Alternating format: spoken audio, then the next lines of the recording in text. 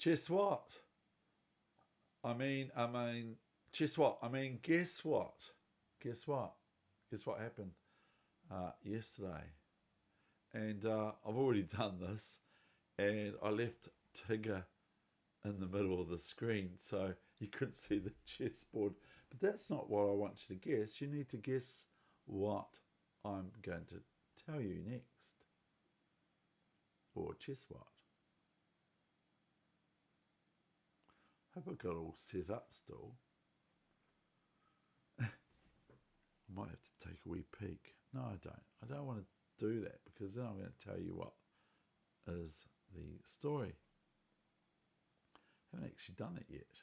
So yesterday, I'll let you off the hook if there is a hook. But anyway, Tigger's about. Tigger's about. Hey, Tigger's about. So guess what? Yesterday, I brought you the highest rated player for all time formats that I'd beaten. 29th of July, and that was a rated player of 2519. And I find that quite surprising because Grandmasters, I've beaten a Grandmaster from Georgia, near the Black Sea there. I've beaten a Grandmaster from Georgia who streams on what's it called now? Oh, is it Twitch? There's so many different words to learn. And what is it called now? Anyway, I beat him on the 12th of December 2020, a Saturday, in a classical game where I was white actually. And that forms the diagram position for this chess channel, the end position where he resigned. And I was glad that he resigned because if I was a Grandmaster, I would have played on. But I'm not. I'm not a GM. So anyway, then I was looking at that rating, as I said, and I didn't realise at the time till about a week ago that the player I was playing was 2519. But anyway, last night I've gone and done it. I've gone and done it again, Dad. Sorry about that, Dad. I've gone and done it again. Guess what? I've beaten my record of the 29th of July. So I was just wanting to play a couple of games. Believe it or not, I was wanting to play a couple of games last night because I was just going to do a little bit of one of the first times coaching on Messenger, Facebook Messenger video call with a friend or two of mine from the Canterbury Chess Club.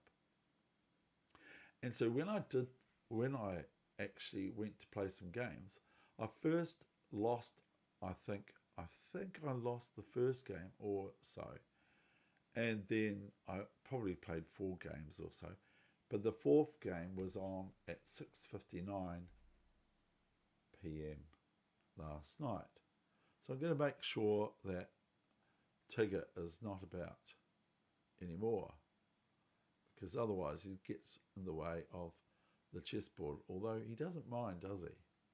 He doesn't really mind. I love Tigger. And, people say that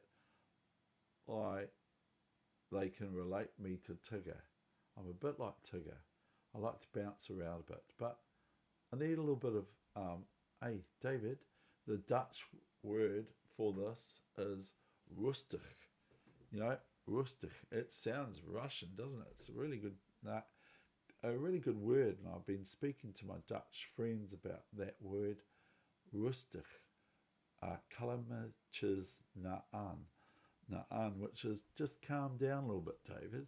Rustig, just quiet and peaceful, and the sort of thing I would hear a lot when I was a wee kid, and when I was a bigger kid, and when I was a teenager, and when I'm still an adult to this day. So I really relate to Tigger, and I love Tigger, but obviously he's just a cartoon character. He can get away with it. I can't. But anyway, here we go. I'm going to say bye bye, Tigger. See ya. Bye, Tigger. Bye. Okay. Now you're going to see probably the end position. So if you're quick and I'm not quick, then we're going to see the end position. Well, no, we're not. What a shame. That's good. So now we go to this, okay? And I go to profile and I go to Blitz and I go to, there is the 29th of July, and now there's a high win, so that's 2519. Now we have International Master Ivan Marinkovic with a rating of 2575 for Blitz, and currently it's 2565. So my score is luckily 1-0. Now I have to mention, of course, to be fair to this International Master, this strong International Master. I mean, very, very, very strong International Master. I mean, yeah, I'm just joking, but a very strong International Master. I have to be fair to say that my opponent in this 5-minute game last night at about 7 o'clock went berserk mode, okay? So I have to make sure I mention that, because if you find that out, that my opponent went half time with me comparative to my whole 5 minutes, which I just, at that point in the game last night, I thought, do I want to go berserk mode as well against this International Master? No, I chickened out. So here we go. Here's this game. Okay, you might have seen the end position. I hope you did. Now I'm going to flip the board, and I'm also going to hide the board. The moves, and I might be able to see if I can turn off best move arrow. I might do that, because it's really embarrassing, because there's lots and lots of blunders according to Stockfish 13 plus. So I'm going to say best move arrow, but there were times that I got the best move arrow, so I could leave it there.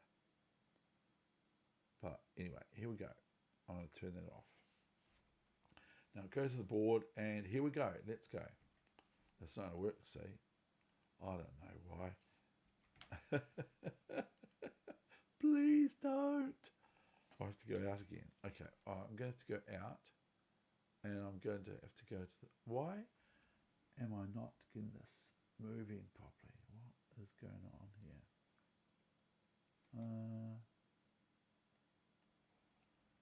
Well, I'll go back, and then I'll do it again. Sorry about that.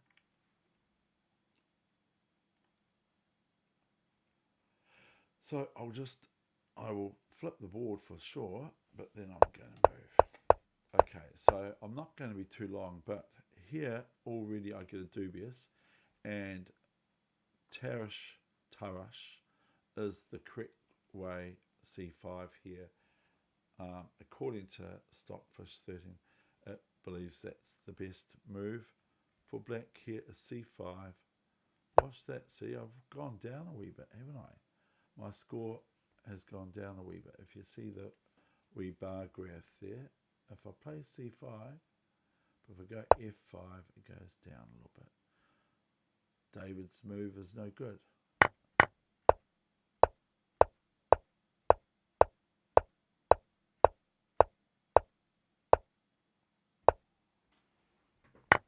.95, and this is no good as the computer.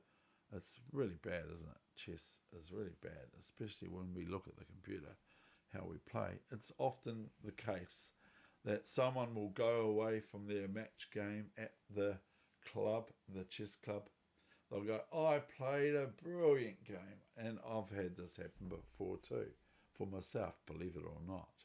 I've gone away and thought, oh, wow, I played beautifully, beautifully, until I looked on the chessboard for the computer, to look at it, and I found out that I played absolute rubbish. And so here we go, bishop d6 and bishop e5. But of course, and this is a blunder, but of course, and queen b6 is a very nice move here to play, I must say. So bishop e5 and queen b6 check. And here we have, just to reiterate, that if king g1, of course we can take the queen, we can clean up the bishop, and we can do all the knight after that and all that stuff. But just to reiterate, here is a double check with the queen and the king, okay? I mean the queen and the knight on the king. And imagine you're playing your friend somewhere, some coffee bar or tournament or something like that, and you now go, no, and you look like you're half asleep, I don't know, and then your friends are watching, and your friend takes your queen in haste and goes, Wigan are dead, and you play along with it a little bit. Of course, you're not Wigan, but you're yourself, and now you just, what did I do? And then bang, that move down. I don't know, you can dramatize it any way you want to, and that's really cool, isn't it great? The smothered mate, isn't it? The smothered mate, really great.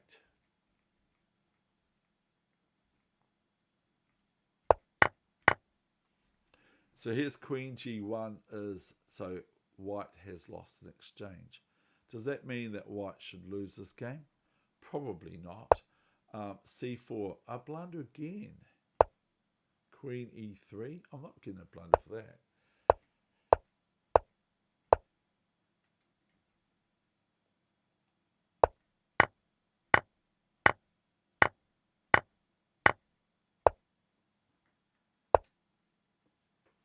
So here, rook d8, rook d2.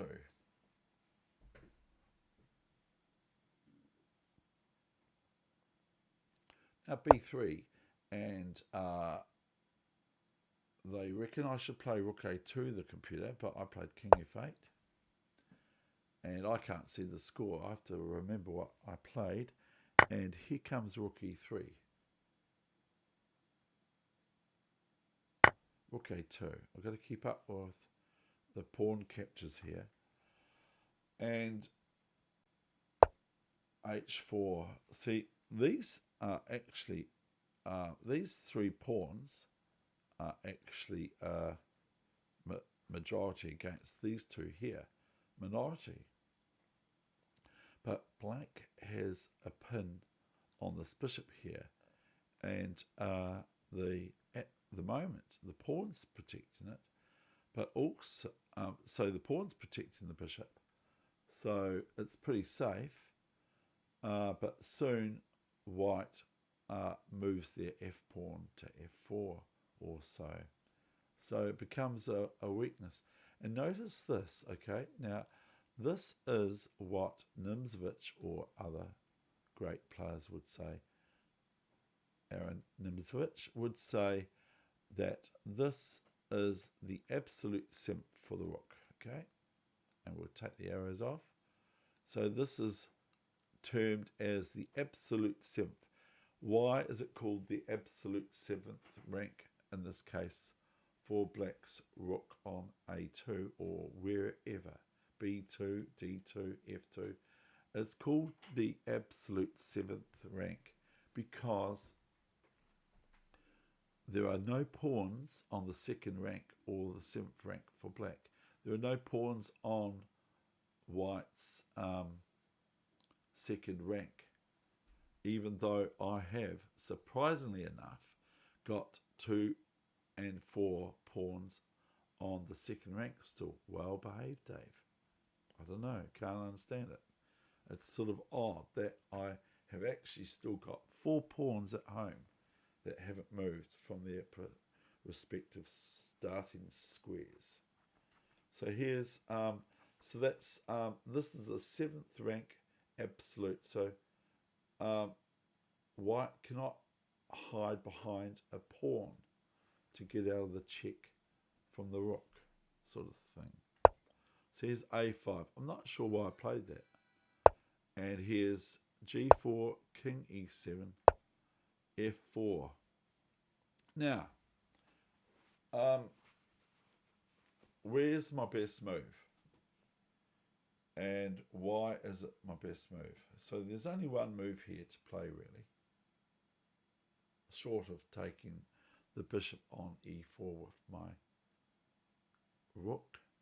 There's only one move here, really. And what's that? Is, of course, rook e6. Now, why not something else? I mean, this is the same as an exercise that can come up as well. So why not play rook c5? That looks all right, doesn't it? So rook c5 is no good because of something. Okay, so can you find what's good here for white? And white will be in a winning position after this. I mean, look at these pawns. Just for example, in this protected pawn here as well, white would play bishop to b1, and all of a sudden we've got this check to worry about for black. But hang on, we've also got this rook to worry about. Okay, so after my next move is bishop takes rook. So even though I'm an exchange up, I still have to be careful and respectful of making mistakes or blunders. So here comes f4, and so here the same thing. We've already done this. Rook e6, f5. Now if I play the rook to here or here or here, not that square of course, then we have the bishop to b1 check again, and white will have a 1 position. And the clock for the thing will go right down in my favour and go right up in white's favour. I still want to say black's favour, but I have to drop my wording there or whatever. So f5, I've only got 1 square to go to, and that is of course rook e5. But now have a look at this bishop. Now I have to be very careful. Even if the bishop goes back to b1 now to attack this rook and do a swap off, it doesn't work. Why not? So can white go bishop b1 and have a swap off of rooks? I mean, like, I don't know if white really wants to do a swap off anyway. White can win from those situations if black is careless, but if black is onto it, there are moves that will do okay for black, but black has to still be careful. So if bishop e1, what do we have? We have a wee small tactic, which is always good to visualize it, because these things come up in the board, on the board, they really do. Now, I can't go too much longer because I'm in a bit of pain, but these things come up in normal chess games, especially with that friend of yours at the coffee culture club or whatever you're going to. So we have, if bishop b1, I hope you've seen this, we have rook takes rook, check, not. Bishop takes rook, and we have now rook e1 driving the king off the back rank. And there either h2 or g2 is met with rook e2 check, and rook takes bishop. And I'm sure that you can win that quite comfortably, because all we have to do is rally up the pawns, and the rook is really, really good at that. And once we get rid of this pawn just runs all the way home. Okay, so with the protection of the rook if you need be. So we can just scheme that the rook can sit here. We can play c5 and b6. The pawn's defending this c5 pawn is defended by this b6 pawn. Rook's on here, and the king cannot go over to here and is outside the square anyway to stop and prevent this pawn from queening. And then it's pretty cool, isn't it? I mean, it looks like schoolboy chess or schoolgirl chess. So anyway, that said, black has to be careful because this is an international master. So rook e5, king g1. The first time I beat an international master when I was 14, and I played our international master in a 5-minute game. And after that time, we were friends. But that was my first win against an international master, where we had a knight and pawn in game. I was black, and we had a knight and pawn in game, and there was an H pawn for me, and I won it against the international master. So we were friends after that from Auckland, this international master, New Zealand champion so many times, played even Bobby Fischer. Anyway, here's king f6.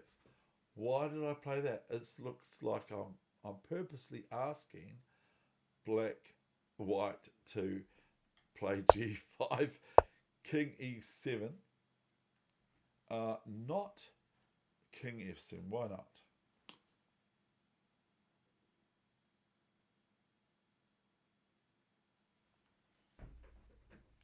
Why not king f7?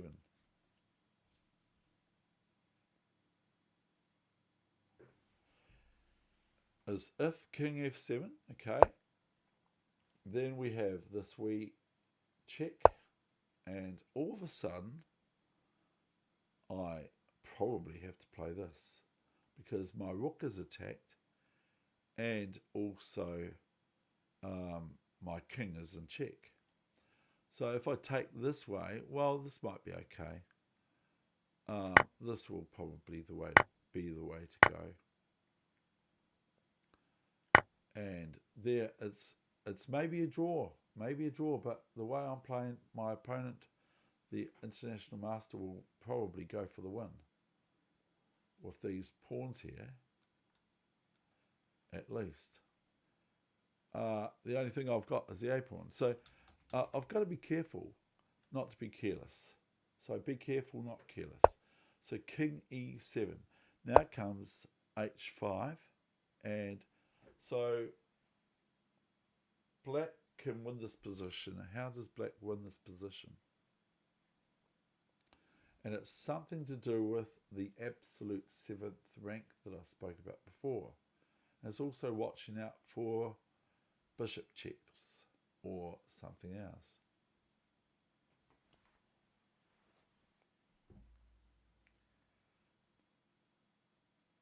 Is the move here, which I think even the computer agreed with, is can you find black's next move that wins eventually, and then it's the end of the session. And so this is my new record, so it's pretty cool. I quite like that because records are good to try to beat them, not break them, but beat them, because we don't want to break records, because I've been brought up with not breaking records, because records aren't made to be broken. If I broke my father's records, then I was in trouble, sort of thing.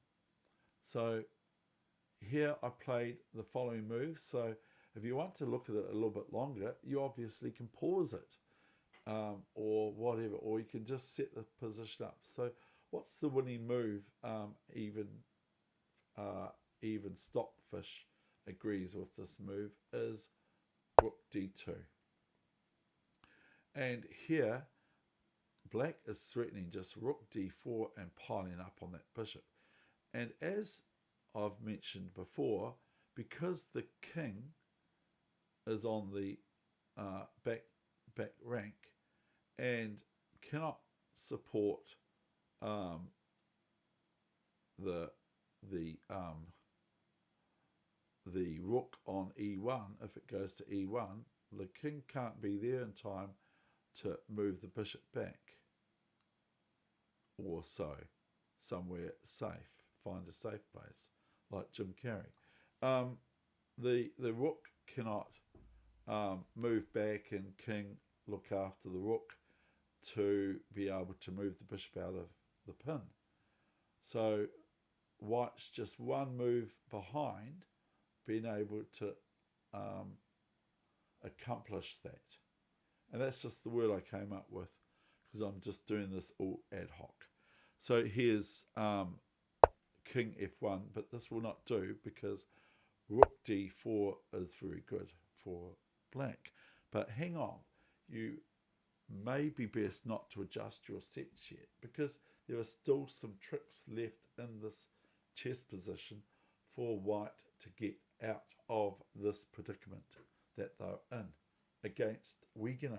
How dare I be in this position with this international master who is now on 29.7 versus my 3 minutes 0.2. So here comes f6.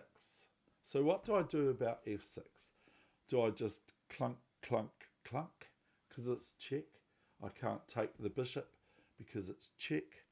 I have to react to forcing move f6 check. I cannot do something else. I have to react to f6 check. Do I A, move my king to f8 or f7? Or B, do I take the pawn with my pawn? Do I move up to e8 or down to e6 or f8 or d6? What do I do? So I have to be sensible still. I have to be sort of sensible. So what I do, I hope you see what to do, is of course I take the pawn. Okay. Now what's the next move for black to me is gf6 check. Now what do I do now? Do I take the pawn? Because I say, right, no, I'm not going to have you in my camp. I'm going to take you off. Or do I move my king to f7 or e8 or something like that? What do I do? Or g8 or f8 or e6 or d6 or d7? You get the point? Or do I take the pawn? Your choice. And that's the thing about chess, is there's always a choice to make, and that's the whole thing that's hard about it, is choice. So what do I do now? And I want to show you, before we look at the final position,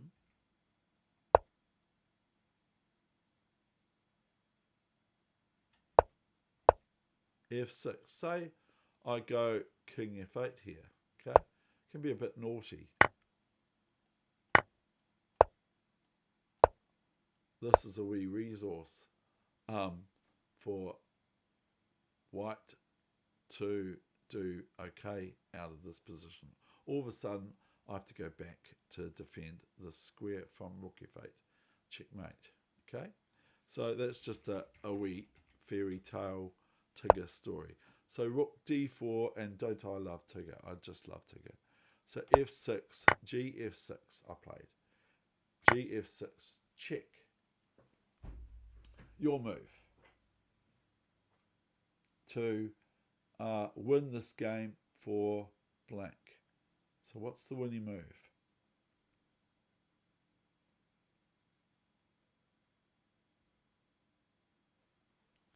And it's not here, because then we have f7.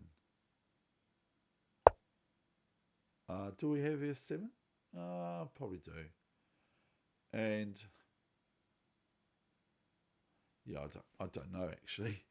But f6 check. So what move do you want to play now? Do you want to play king here? If you do, you might meet this move here, bishop g6 check. And then we're looking at this rook on e5. We can still move to f6, king e5 after rook takes rook, or some of that, and bishop takes pawn. And I mean, it's still chances for white, but they're not great. So, and I'll get rid of those arrows because some people don't like them, even though I did used to sing like that little arrows everywhere and the blue and all that sort of stuff. But here we've got my final move, which caused resignation. So if I go king f6, okay, is that the last move I made? No, because then white has rook f3 and they live to tell the tale for another day. They might take this pawn next if they're allowed to. So that's not the move. I'm sure that we're not going to go to a white square. If we go to this white square, then we meet this move, check. And now we're forced to relinquish our rook, and we're against this international master with this strong f-pawn at least. So the move that I found that I had to play, and I had to be, I said to myself, I have to be careful, okay?